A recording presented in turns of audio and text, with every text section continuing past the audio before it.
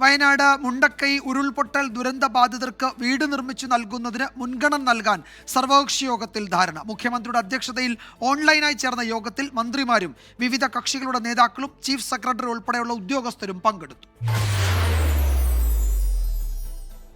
പുനരധിവാസത്തിന്റെ ഭാഗമായി 1000 സ്ക്വയർ ഫീറ്റിൽ ഒറ്റനില വീട് നിർമ്മിക്കാനാണ് തീരുമാനം. ഭാവിയിൽ 2ാം നില പണിയാൻ കഴിയും വിധമായിരിക്കും നിർമ്മാണം. വീടുകൾ ഒരേ രീതിയിലാകും നിർമ്മിക്കുകയെന്നും ഗുണനിലവാരം ഉറപ്പുവരുത്തുമെന്നും മുഖ്യമന്ത്രി സർവകക്ഷി യോഗത്തിൽ പറഞ്ഞു. തൊഴിൽ ലഭ്യത ഉറപ്പാക്കും. സ്ത്രീകൾക്ക് തൊഴിൽ പരിശീലനം നൽകും. കൃഷി ചെയ്യാനുള്ള സൗകര്യവും പാക്കേജിന്റെ ഭാഗമായി പരിഗണിക്കും. വാടക കെട്ടിടങ്ങളിൽ കച്ചവടം നടത്തുന്നവരെ കൂടി പുനരധിവാസത്തിന്റെ ഭാഗമായി സംരക്ഷിക്കാനാണ് തീരുമാനം. വായ്പകൾ എഴുതിത്തള്ളാൻ റിസർവ് ബാങ്കിനെയും ധനമന്ത്രാലയത്തെയും സമീപിക്കും. ഉരുൾപൊട്ടലിൽ തകർന്ന സ്കൂളുകൾ പുനർനിർമ്മിക്കാനാകുമോ എന്ന വിദഗ്ധർ പരിശോധിക്കും. ഒപ്പം പുനരധിവാസ സ്ഥലത്ത് ആവശ്യമായ വിദ്യാലയങ്ങൾ നിർമ്മിക്കും. പ്രകൃതി ദുരന്ത മുന്നറിയിപ്പുകൾ വേഗത്തിലാക്കാൻ കേന്ദ്ര ഏജൻസിയുടെ സഹായം തേടും.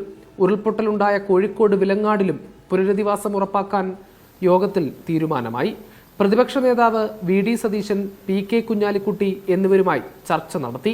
മന്ത്രിസഭയുടെ അനുമതിയും ലഭിച്ച ശേഷമാണ് പുനരധിവാസ പാക്കേജ് സർവകക്ഷി യോഗത്തിൽ അവതരിപ്പിച്ചത്. 24 തിരുവനന്തപുരം.